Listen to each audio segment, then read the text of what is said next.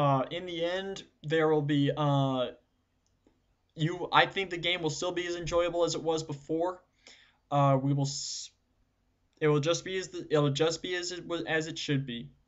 Equal playing field, diverse decks, just as much fun at the Kage. And that's frankly all I want to see. I want to see people having a good time. So, with that out of the way, since I just kind of wanted to get that last message in there, I guess I got to do something with the other 8.5 minutes that I have. We might as well take a look at the Neji theme. Now, as I have said in my last preview discussion, I said that I made a Byakugan deck not too soon after 64 Palms was made, let alone the super rare Palms rotation. Um, so I'm constantly looking. So I'm always keeping my eye open and praying that there will be an amazing Neji ninja or jutsu to come along the game, and we'll put it on an on equal grounds with probably fire and water decks in terms of jutsu presence. Because fire decks, in terms of jutsu presence, are cards like Chidori and Lightning Blade. Um, Water has like cards like Water Vortex and the Water Vortex jutsu that sends a ninja down to the bottom of their deck. And Lightning has the Rasengans, both removal and pump.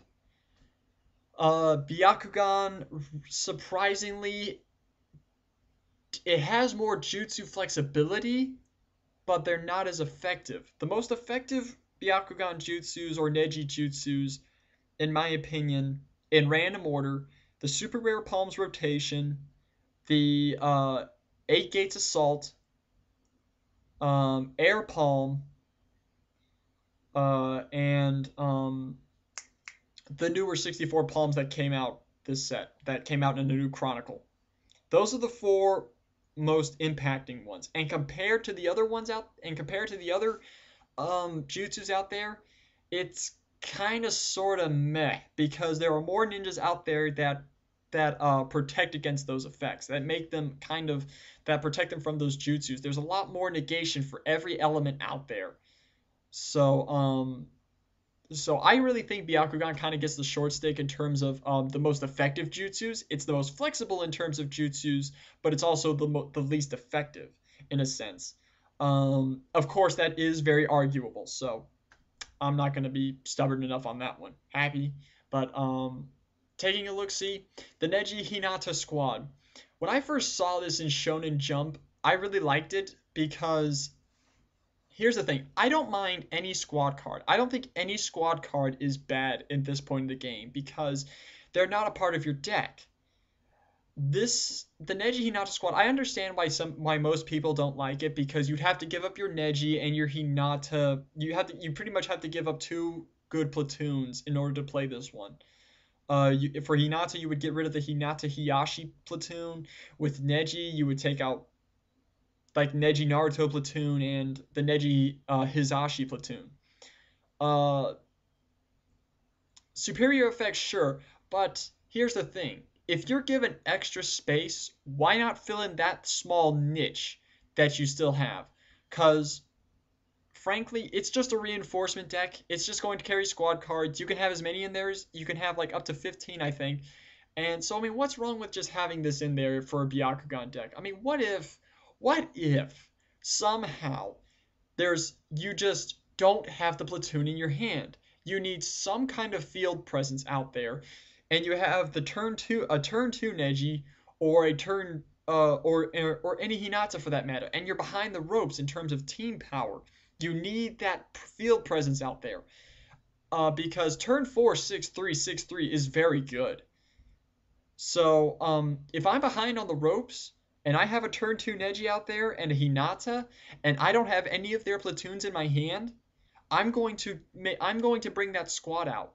Whether my opponent will discard cards from their hand because of their effect, I could care less, because it's already the field presence that matters to me. The effect is okay, I guess. It's definitely late game, I know not many people will have cards in their hand, but I'm kind of noticing that late game nowadays is bringing out more draw card power. So, this I like it. I like it if only for the turn 4 effect. It really restricts your opponent's hand.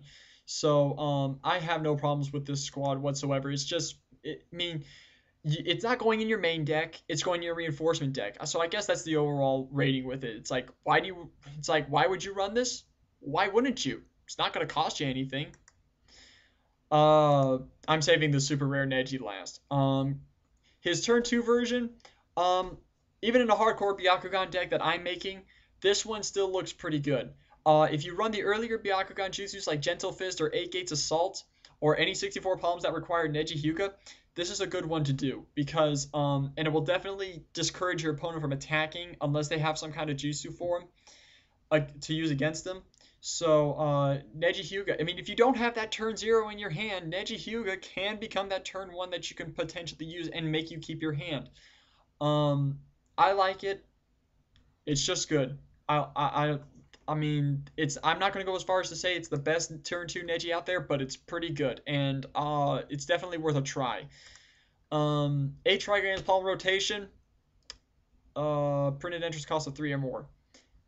During this turn, these uses Jutsu card and effect supply give 1 damage to the target. It's too unpredictable at this point. I frankly say it's not as good as the super rare. I'd rather use the super rare, so boom. I can't say much about it. Detecting the enemy. During your opponent's mission phase, your opponent can discard 2 cards in their hand to negate this effect during that turn.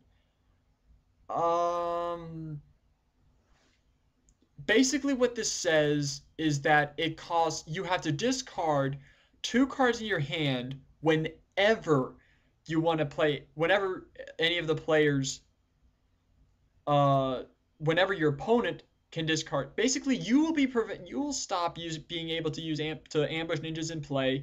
However, your opponent can discard 2 cards in their hand to negate the effect for them. So basically, if they wanted to ambush their goal Itachi, they would have to pay the hand cost, as well they would have to discard 2 cards of their hand before they could ambush him in play. It doesn't remove the mission.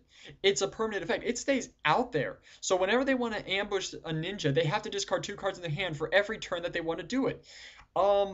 It's good earth control in that sense.